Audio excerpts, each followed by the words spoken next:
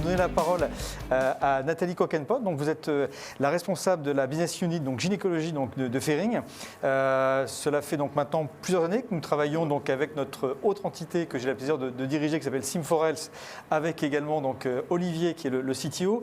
Ça fait maintenant plusieurs années que vous avez anticipé l'usage de la réalité virtuelle, que vous avez intégré aussi une vraie réflexion sur la e-santé, comment elle pouvait être utile pour les problèmes de santé, pour les patients. Et donc, vous voulez avoir votre témoignage sur ce programme qui a été lancé il y a peu de temps, mais qui, je crois, a un beau succès.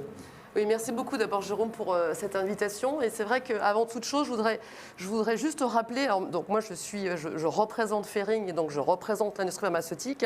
Et voilà, moi je suis convaincue d'une chose, c'est que d'abord ça doit absolument rentrer dans une vraie stratégie globale d'entreprise. On ne peut pas faire des outils, des solutions digitales comme ça de façon purement, enfin one shot entre guillemets pour se faire plaisir.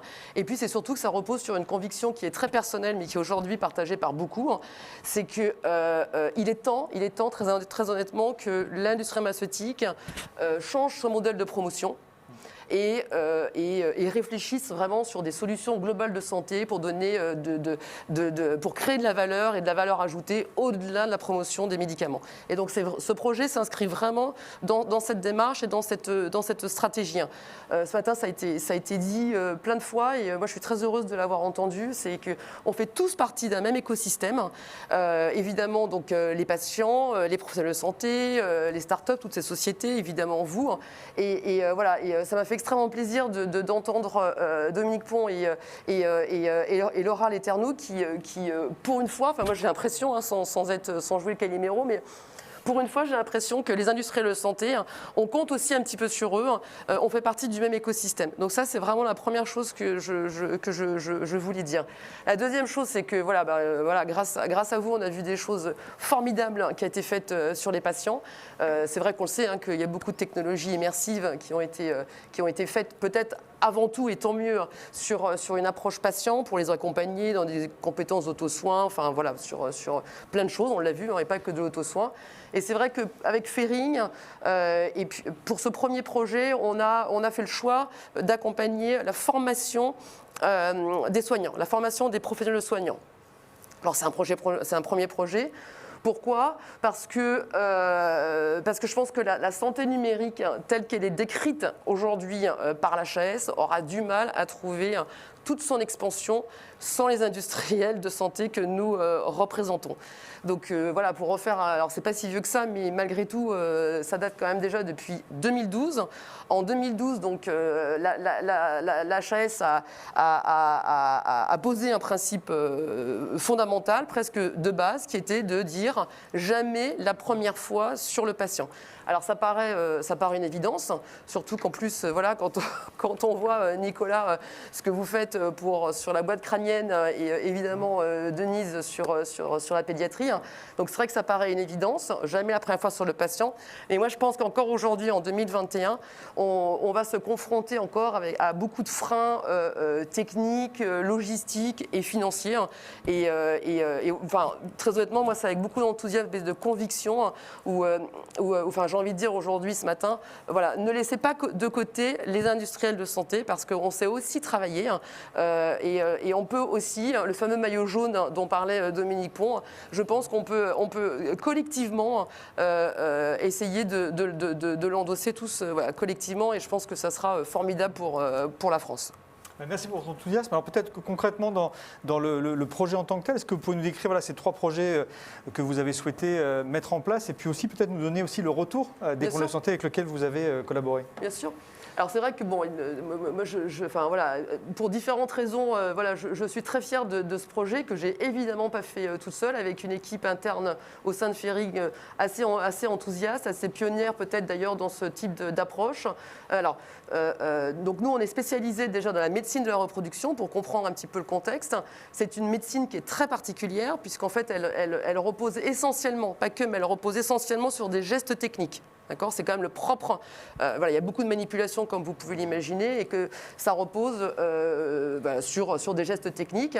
Et là, vous voyez, donc, il y a 3 gestes techniques. C'est pas non plus très très compliqué, mais c'est des gestes qui sont délicats, qui sont certainement à risque la première fois justement quand on l'effectue sur un patient, quand on est un jeune médecin. Peut-être.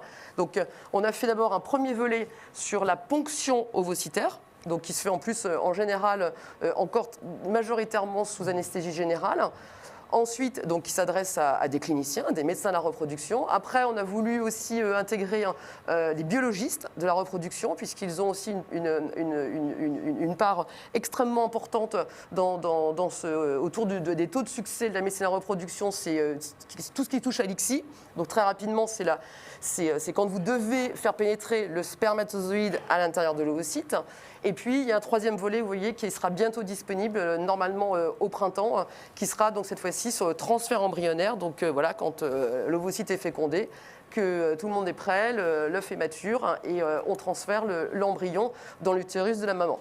Et si vous me permettez encore, Jérôme, il y a aussi une chose qu'il faut absolument retenir sur ce genre de programme, c'est que c'est une vraie co-conception.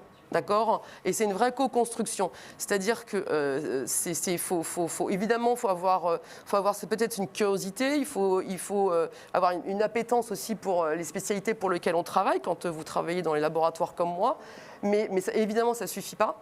Et là, je voudrais très sincèrement remercier, et je remercie Olivier, toute l'équipe d'Interaction Healthcare qui nous a suivis sur ce projet depuis 3 ans. Pour tous ceux qui nous écoutent et qui sont du même côté que moi, je pense qu'on peut imaginer aussi les difficultés, entre guillemets, réglementaires, pour trouver des outils qui soient parfaitement adaptés à notre monde, à ce qu'on est autorisé de faire. Et voilà, et c'est une grande leçon, il ne faut jamais renoncer. Et on a réussi à faire un vrai programme en 3 volets qui a beaucoup de succès aujourd'hui. On a travaillé donc bien entendu avec un partenaire archi spécialisé dans la simulation. Et puis je pense que ça n'aurait pas suffi. Désolé Jérôme, mais ça n'aurait pas suffi. Il faut absolument, pour mener à bien ce genre de projet, il faut absolument s'entourer d'une équipe médicale. Alors comme on dit, d'un conseil scientifique, d'une équipe médicale qui permet donc de vérifier chaque étape du développement pour être sûr que cet outil reproduise bien les conditions en vie réelle. Et là je dirais un dernier mot peut-être pour l'équipe de Cochin, oui. qui a accepté, et je remercie personnellement Pietro Santulli, c'est une équipe formidable et qui a un enthousiasme et une énergie incroyable pour justement accompagner et faire en sorte que leurs étudiants, et entre autres le DU1 de gynécologie de Cochin, soient accompagnés par ces outils. Et voilà, et grâce à vous, grâce à notre partenariat, ils ont pu diplômer des étudiants l'an dernier grâce à cet outil de simulation virtuelle. Et l'équipe pédagogique nous a remerciés. Et c'est vrai qu'on repart de nouveau sur 2 sessions en 2021. Merci Nathalie, et merci d'avoir souligné cette démarche de co-conception avec les équipes médicales et aussi avec les équipes techniques. Donc, comme vous l'avez souligné, Sim4Health, qui est le département de simulation numérique que Interaction Healthcare a créé il y a maintenant 6 ans. Alors Olivier, tu diriges toute l'équipe technique, tu es également un expert de la réalité virtuelle en santé. Alors peut-être en disant quelques mots pour ceux qui ne connaissent pas Sim4Health, qui nous sommes, et puis surtout, on va voir dans quelques secondes la vidéo du projet que tu vas pour nous commenter avec Nathalie. Voilà, donc on te laisse nous dire un peu l'apport de Sim4Health sur cette partie de jamais la première fois sur le patient, qui forcément est un objectif que nous fixons dans tous les projets. Oui, merci Jérôme. Donc, en effet, quelques mots sur Sim4Health. Que fait Sim4Health? Sim4Health réalise en fait des solutions numériques pour les professionnels de santé, pour former les professionnels de santé. Ils sont de différentes formes, mais l'idée, au final, c'est toujours de pouvoir accompagner au mieux les patients. Et bien sûr, trouver les meilleures solutions pour cela. Ces solutions, elles sont sous différentes formes, solutions sur écran, solutions en réalité virtuelle, on en a parlé plusieurs fois tout à l'heure, et effectivement, c'est ce que vous pouvez voir sur les vidéos actuellement. Et toutes ces solutions numériques, ces simulateurs, sont disponibles aujourd'hui sur notre plateforme qui s'appelle Medicactive. Et nous avons aujourd'hui réussi à former plus de 120 000 professionnels. Donc c'est quand même un chiffre qui est, je pense, significatif.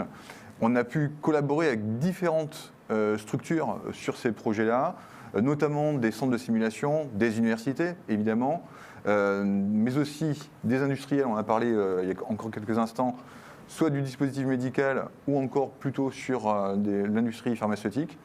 Et là encore, nous avons pu toujours réaliser cela avec une équipe totalement formée et, je dirais, pertinente pour réaliser ce type de simulateur, mais surtout avec la collaboration vraiment très étroite d'experts médicaux pour les réaliser. Alors, merci Olivier. Est-ce qu'on peut peut-être diffuser la vidéo du projet Fering qui décrit un peu les moments forts de ce projet et surtout de montrer, comme l'a fait brillamment Denise et également Nicolas, l'impact, en fait, pourquoi c'est intéressant d'utiliser ces technologies immersives et dans le cas présent, la réalité virtuelle. Oui, effectivement. Alors sur le projet e-Fering, nous avons réalisé 3 volets. Donc le 3e est en cours de finalisation. Les 3 volets donc, représentent sur une première partie effectivement la ponction ovocytaire, puis après traité en labo, donc on appelle donc la biologie XI, et enfin le transfert dont on a évoqué rapidement l'opération tout à l'heure. Comment ça s'est réalisé et pourquoi on a fait cela? Principalement pour favoriser et faciliter la formation des médecins sur ces différents gestes, ou plus précisément ces procédures, pour éviter évidemment de blesser un patient, mais surtout pour d'acquérir plus facilement les connaissances. Parce que ce qu'il faut bien comprendre en réalité virtuelle notamment, c'est qu'on arrive à mieux acquérir en réalisant les gestes en question, la procédure en question, comme un simulateur finalement d'avion. Avant d'aller dans un avion, les pilotes vont se former sur des simulateurs et au même titre, les médecins ou professionnels de santé vont pouvoir se former sur ces simulateurs. Il y a eu de nombreux challenges à relever dans ce projet. Alors, le premier, évidemment, ça a été l'acquisition d'un grand nombre de données vis-à-vis de la procédure ou des différentes procédures. Donc là, on s'est fait accompagner de manière vraiment très étroite et forte avec les KOL de Cochin, on en a parlé tout à l'heure, notamment le Dr Pietro Santulli. Nous avons pu digitaliser, si j'ose dire, tout l'environnement numérique sur ces 3 volets, mais aussi toute la physique qui est associée à la manipulation du dispositif que l'on va donc introduire dans la patiente, mais bien sûr aussi sur la gestion, par exemple, des ovocytes que l'on va pouvoir positionner et des spermatozoïdes qu'on va pouvoir sélectionner en biologie. Donc ça a été vraiment un réel travail on va dire assez important de l'équipe Sim4Health. Et on arrive à un résultat aujourd'hui, vous pouvez le voir sur l'écran, qui est selon nous relativement satisfaisant et qui va probablement faciliter aussi l'acquisition de ces connaissances par les professionnels de santé. Ce qu'il faut aussi peut-être intégrer dans l'utilisation de ces simulateurs-là, c'est le fait de pouvoir se soustraire à différentes contraintes, en particulier logistiques, parce qu'il n'est pas forcément simple, et je dirais même parfois très coûteux, de pouvoir se former soit sur des salles spécifiques, notamment pour l'ICSI, pour cela, ou encore pouvoir déplacer certains matériels qui peuvent être compliqués à amener sur différents endroits, à différents moments et potentiellement partout sur la planète, alors que finalement avec un casque de réalité virtuelle ou quelques casques de réalité virtuelle, on peut tout à fait se former, potentiellement à distance d'ailleurs, mais on peut recréer complètement l'univers dans lequel on se travaille. Voilà, c'est à peu près 6 mètres carrés, voire moins selon le type de casque. On a aujourd'hui de plus en plus de casques qui sont disponibles à des tarifs accessibles et il y a une sorte de démocratisation de l'outil en fait. Donc, voilà ce que je pouvais peut-être souligner sur les différentes étapes des simulateurs que nous avons réalisés. Mais ce que je retiendrai encore plus sur les points vraiment importants du projet que nous avons réalisé, c'est vraiment cette collaboration. À nouveau, c'est un peu le fil conducteur, je dirais, de la discussion de ce matin. La collaboration, peut-être au sens large, avec le patient. Après, un aspect plus collaboratif entre les KOL et les industries, notamment pharmaceutiques, qui viennent nous soutenir dans ce type de projet, et finalement collaborer à améliorer ensemble le système de santé et potentiellement favoriser, faciliter l'échange d'informations. Très bien, merci Olivier, merci Nathalie pour ce beau projet qui va continuer dans les mois et années à venir.